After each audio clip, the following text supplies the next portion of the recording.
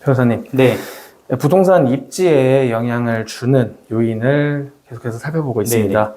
지난 시간에 개략적으로 일자리, 그리고 교통, 네. 학군, 환경이 중요하다고 하셨는데요. 네네. 오늘은 이 중에서 일자리에 대해서 알아보도록 하겠습니다. 사람들이 선호하는 입지는 일자리가 많은 곳일 거라고 하셨잖아요. 그렇죠. 이게 사실은 네 가지 중에 제일 중요해요. 왜냐하면 뭐 자녀들 학교 보내는 것도 중요한데 먹고 사는 게 제일 중요하잖아요. 네. 그게 출퇴근이 제일 중요한 거거든요. 그래서 직장이 많은 곳이 아파트 가격이 제일 높아요. 강남 같은데. 그래서 높은 거예요. 그 자취 일자리가 없으면 교통이라도 빨라야 되는데 네. 요건 이제 다음에 교통편에서 얘기하고요. 네. 오늘은 그 아파트 지역의 일자리 수가 얼마나 되느냐, 그 다음에 그 일자리의 질이 얼마나 좋으냐, 네. 소득 수준이 얼마나 되냐, 이걸 말씀드리려고 합니다. 네. 우리나라에서 직장이 많은 곳은 당연히 일단 지역적으로 보면 서울이고, 그리고 서울 안에서 살펴보면 강남, 여의도, 그리고 광화문, 네. 뭐 이 정도는 누구나 다 알고 있습니다. 물론 최근에는 이제 경기도에 판교나 동탄 네. 이런 곳도 굉장히 핫한데, 그렇죠. 뭐 대학을 마치고 이제 취업 전선에 뛰어들게 되면 자연스럽게 알게 되는데요. 뭐 구체적으로 이렇게 수치상이나 어떤 네네. 데이터를 본 적은 별로 없을 것 같은데요. 일자리 데이터 같은 거는 어떤 거를 봐야 되나요? 그러니까 이제 사람들이 그냥 직감적으로 어디가 많다는 아는데 네. 이거를 인터넷 찾아보고 하는 사람 별로 없잖아요. 네. 근데 부동산 투자를 하거나 경제 공부를 할 때는 데이터를 무조건 봐야 돼요. 근데 우리가 일자리 수라고 하는 게 통계상 정확한 명칭은 종사자 수예요. 종사자라는 게 어디에 이제 종사돼 있다는 거잖아요. 네. 그래서 누군가 사업차에 고용돼 있는 걸 종사자 수라고 하는데 이 종사자 수 지역별 데이터를 봐야 되거든요. 두 번째는 보통 이제 500인 이상 사업체 수를 봐요.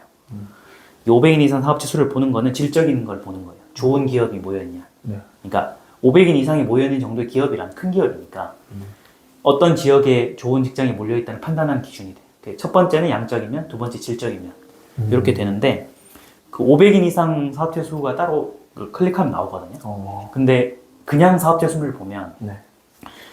뭐 예컨대 임대사업자라든지 개인 사업자만 등록해놓고 일 안 하는 사람이 워낙 많으니까 그런 사람도 통계상 사업체 수에 포함돼 버리거든요. 그래서 우리가 그냥 공부를 할 때 종사자 수 외에는 네. 500인 이상 정도의 사업체 수를 보는 거지 그냥 1인 이상 사업체 수를 보진 않아요. 네, 그렇게 보면 돼요. 약간 허수를 배제. 네, 허수를 배제해서.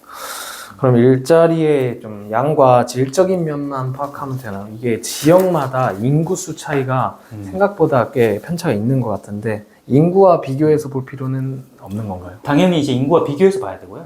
이게 서울의 25개 구가 지역구마다 다 인구가 다르잖아요. 네. 그래서 어떤 지역의 인구수 대비 일자리가 얼마나 많으냐가 중요하거든요. 그게 왜 중요하냐면 네. 구별로 보통 보거든요. 강남이면 강남구, 서초구 이런 식으로. 근데 어떤 지역에 그 살고 있는 사람 숫자 대비 인구수 대비 종사자 수가 높다 하면은 일자리가 풍부한 거잖아요. 그게 이제 자족 도시의 기능이 있다고 표현해요. 신도시 같은데. 예컨대 뭐 분당이나 판교는 그 지역 자체 사람 수 대비 일자리 수가 많은 지역이에요. 그러니까는 자체적으로 먹고 사는 게 가능한 도시를 자족 도시라고 하거든요. 네.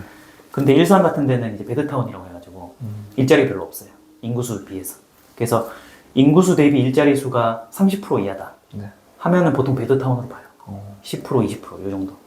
30% 이하면 베드타운으로 보고 잠만 자는 곳. 그 다음에 이제 인구수 대비 뭐 50%, 60% 이상 일자리겠다 하면 자족도시 기능이 있는 좋은 도시. 근데 인구수보다 종사자 수가 훨씬 높은 데도 있거든요. 네. 인구수는 예컨대 30만인데 종사자는 50만이 뭐 이런 데도 있어요. 그런 일이 왜 생기냐? 낮에만 일하러 왔다가요. 밤에는 집으로 돌아가는데. 네. 지금 우리가 있는 광화문 여기는 아파트가 많잖아요. 다 기업 기업들만 있어요. 그래서 일자리 수는 많은데 근처 인구수는 별로 없단 말이에요. 그래서 여기는 낮에만 일하러 왔다가 밤에 빠지는 그 도심 공동화 현상이라고 하거든요. 이런 데는 인구수 대비 종사자가 100%가 넘는 거죠. 이렇게 이제 인구수 비해서 일자리 수가 그 압도적으로 많냐? 아니면 어느 정도 있냐? 없냐? 요거를 보는 게 이제 그 구의 어떤 자족도시 기능을 확인하는 지표이기 때문에 네. 반드시 종사자 수는 인구수랑 비교해서 봐야 되는 거예요. 네. 그러면 일자리와 관련해서 그거 말고도 다른 보는 지표가 또 있나요? 두 번째 소득을 보는 건데요. 아무리 일자리 수가 많아도 이제 월급이 작은 직장에 모여 있으면 수요가 높다고 보기 어렵거든요. 그래서 급여 수준이 높은지를 봐야 되는데 소득을 볼 때 크게 두 가지를 봐요. 하나는 이제 원천징수지 소득을 보고 두 번째는 주소지 소득이에요. 이 원천징수지는 내가 일하는 곳의 소득이라는 뜻이고 네. 주소지는 살고 있는 지역의 소득이 이 두 가지를 봐야 되는 거예요. 그럼 원천징수지 소득은 사업장이 위치한 곳의 그렇죠. 소득인가요? 네. 근데 왜 두 가지를 나눠서 보는 건가요? 그 아까 제가 500인 이상 사업체 수를 보는 이유가 네. 좋은 직장이 모여 있는지를 판단하는 지표라고 했잖아요. 그 원천징수지 소득도 같은 이유예요. 만약에 원천징수지 소득이 높은 곳이라면 네. 양질의 일자리가 모여 있다는 뜻이에요. 예.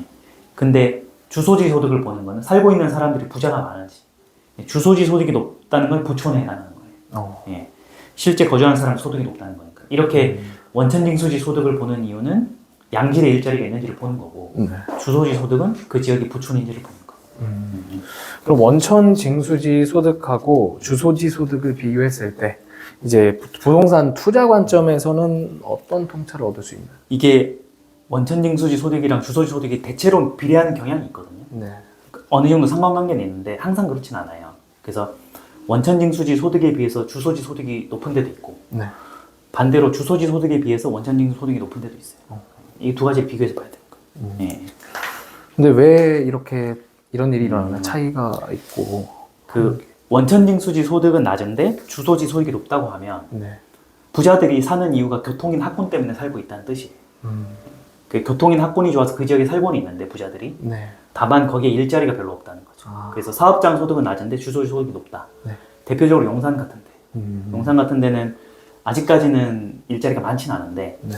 교통인 학군이 좋으니까 부자들이 모여 사는 거죠. 네. 예. 그리고 이제 예컨대 뭐 목동이나 이런 학군이 좋잖아요. 네. 목동도 일자리가 많지 않거든요.